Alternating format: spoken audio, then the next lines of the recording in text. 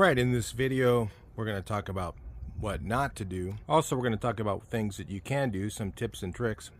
And everything in this video is my opinion, and I'm a contractor, and this is how I do it. Because I'm doing the job, well, actually I'm going to run the brown all the way out.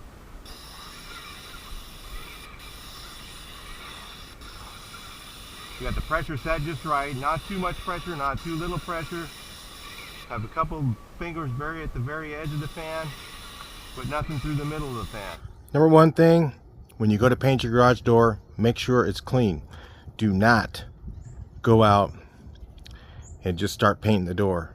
Make sure it's clean, make sure it's free of chalk.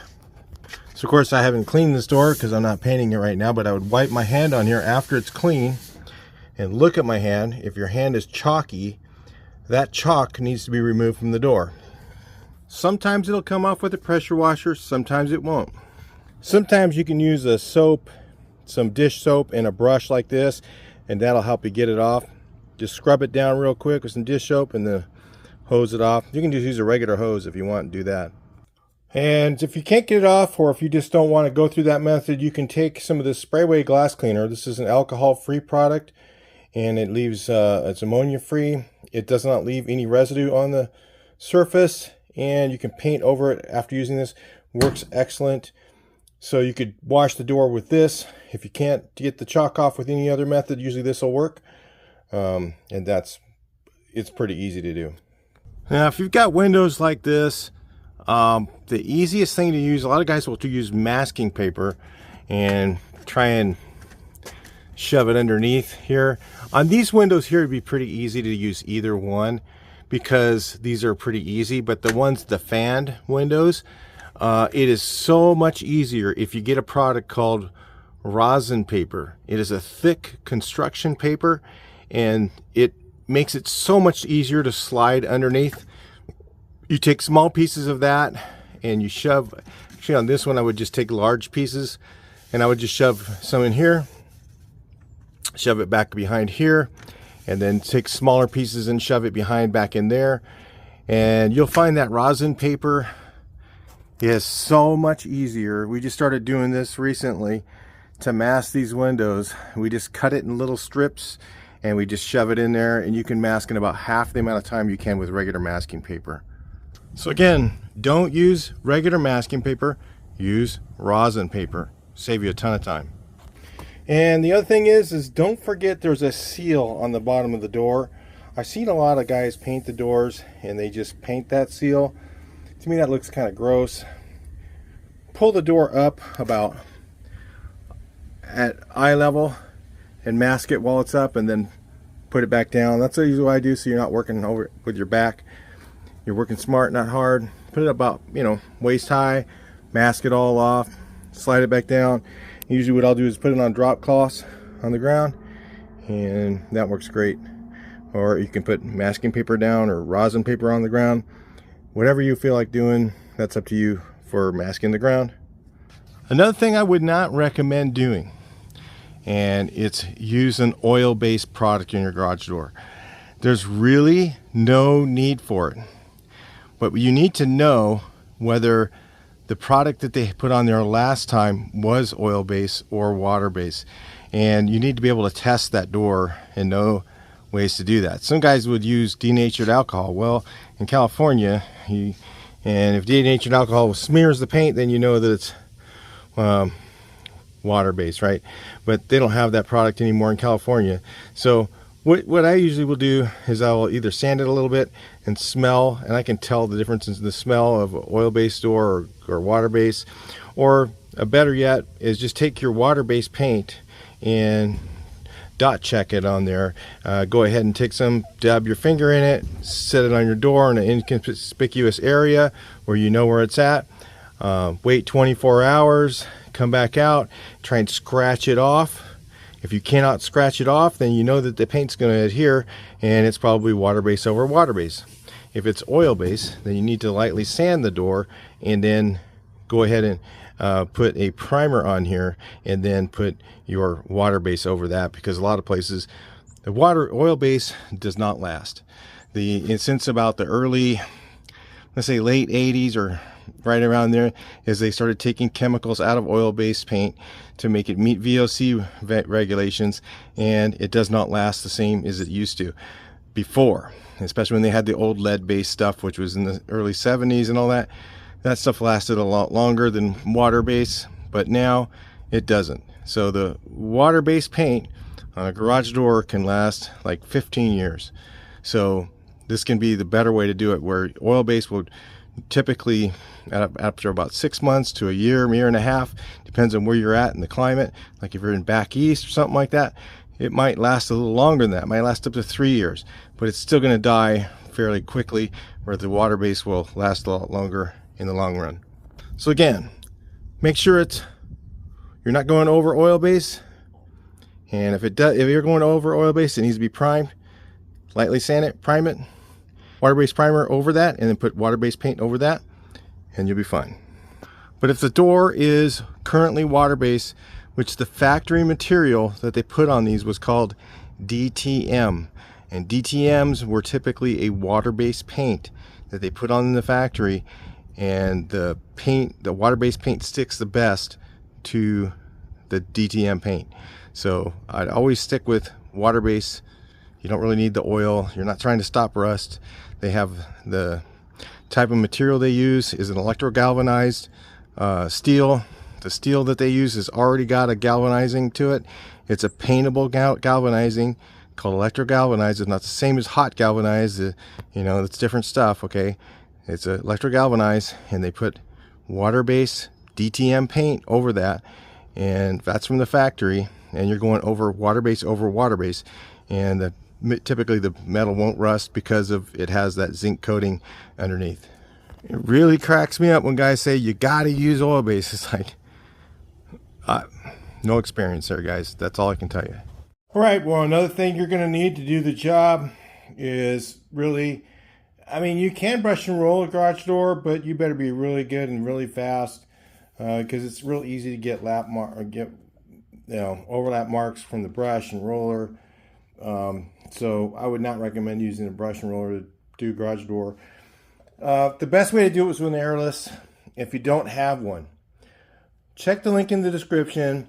This is one by these guys here, Beaver, and this is about $150, and it comes with, it's plenty to do at a garage door. It does come with this gun, okay, and it comes with a 5/17 tip. Okay, a 5/17 for a garage door is doable, but not if you're a brand new spray man. I can paint garage doors with a 5/17. I can paint them with a 6/19, and I won't get any runs because I've been painting for, I don't know, almost 40 years now. So I can paint with anything. I don't care. You can hand me an 821, and I'll still paint that garage door and not get any runs and make it look good. So, but the average person is going to want a 313 or a 413 to paint a garage door. That's a nice tip. It's going to go on fast enough that you're not going to have dry spots in it, and it's going to go on slow enough that you can control it. Again, if you're brand new at airless, you're probably going to get a couple runs or something. You're not going to be used to that kind of pressure. The thing that people do wrong is they'll over pressurize.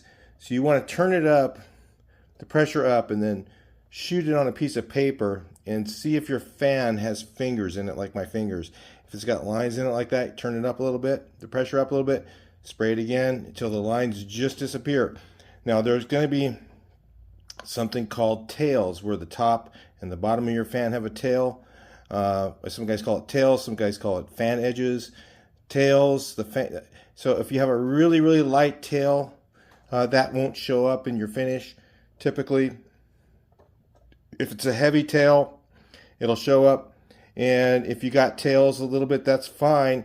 You just want to make sure you're about 12 to 18 inches away from the wall. So that's pretty far away when you're spraying enamel, which is garage door paint is enamel. Enamel is not just oil-based. Okay, enamel means it has a sheen. So you use satin enamel, or you use semi-gloss enamel. That's an enamel paint. So if you're brand new at spraying, you've never sprayed before, what I usually will do is start at the bottom, and your first run pass, you should have the center of your fan at the middle of your door. And what I'll do is, instead of spraying this direction, because your hose is below you and you'll be dragging the ground, is I turn my gun upside down. So I'll hold my gun upside down and I will spray this way. And I will spray the first run with the center of my fan at the bottom of the door.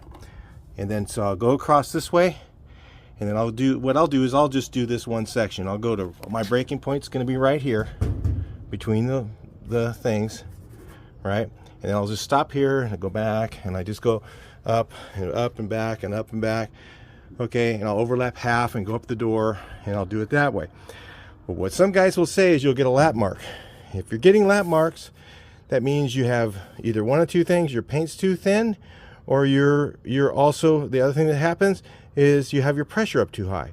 So if your pressure is up too high, a lot of times you'll get a shinier spot right here in the door, and it's not really very noticeable, even if you do have it. You notice I've painted this door before, and you don't see any lap marks. It's because I do it. I've been doing this a while, and the first time you may have that, but it's because you're either stopping. When you stop, you pull off let off your trigger, your hand should be still moving. So you let off the trigger right here, okay? And your hand's still moving. And then you come back and you turn on the trigger, right? You go this way, you let off the trigger right here, and your hand still moves. And then you come back, okay? And your hand's still moving, you let off the trigger. See, it takes practice. You're not going to learn this just the first time. So what you'll see some guys do is they go from the bottom to the top. Well, the problem when you go to the bottom to the top is when you go down here, now you're spraying down at an angle. So am I getting good coverage on the bottom side of that? The answer is no. So you have to spray straight at the surface all the way down. Straight at the surface all the way up. It's really hard on your body doing that, but that's what some guys will do because they're amateurs and they don't know how to not get lap marks. So it's best to just start off doing it the right way and learn how to not get those lap marks, because you're letting off the trigger and your hand's still moving. Okay, that's the key thing. And also not having the pressure up too high. Those things are all going to cause you lap marks, and not being too close to the surface. So if you're way close to the surface, what happens is you're pushing the paint on. You need to let the paint lay on. So it's about 12 to 18 inches away for enamel. You can go a lot closer than that with flat, but you're not going to be putting flat on your door, so we're not going to tell you about that right here. One of the things I'll do when I get done, so we'll go through, make sure that this isn't sticking to the door. So I'll reach under here, just do that. Just go like that, and then reach under here, do the same thing to make sure that it doesn't stick to the door, and while it's still wet, I'll do that. And I will do it without touching the door. So that's another good idea after you're done. See, I was doing commercial doors like these. It was for a apartment complex, and I had, I don't know, 70 or 80 doors that I did in one day. And that's when I was using the 619 to paint these. And like I said, if you're new, that 517 is going to be too big. A 313 might be better. Like if you've been painting for years, you can use any size tip you feel comfortable with. Another thing, make sure you got everything covered up adequately for your experience. I only need like a drop cloth or shields on the bottom of my doors. When I paint them, I can just use cardboard shields and have about 12 inches covered. I won't get paint on anything else, even with a big tip. And some of you guys may not be able to do that, of course, so make sure you cover adequately. The other thing is, if you touch the door, like right now, it's about 100 out. And if I touch the door, and I cannot touch this door, if it was dark brown right now, this thing would be hot as hell. So if I cannot touch the door with my hand, it's too hot to paint it. You can paint a door in 100-degree temperature. It's no problem doing it. But if the door is in the sun and the sun's hitting it, and that door's so hot that you can't touch it, you're going to have a lot of problems when you go to paint that door. It's going to have problems adhering correctly. It's going to have problems with, you're going to have marks in it. All kinds of stuff is going to dry too fast when you're trying to paint it. So it's best to do them when it's fairly cool out. So if it's a hot day, try and do them in the morning. It's always better. If it's, you know, sometimes it's unavoidable and you got to do it in the heat, you know, but just don't do it in the sun. If it's in the sun and in the heat, you have to wait for the next day. A couple of good pieces of advice: do doors, garage doors. They're really not very difficult to do. And check the link in the description again for that sprayer if you don't have one. It's a really good investment. It's about 150 bucks and it actually works decent. There's a couple of improvements to do to it. I have videos on those things. So take a look at some of the videos that say Beaver spray rig and watch some of those, and I'll tell you a little more about them. They work okay for your homeowner to do his own job. All right, I'll talk to you guys in the next video. Please like, share, and subscribe.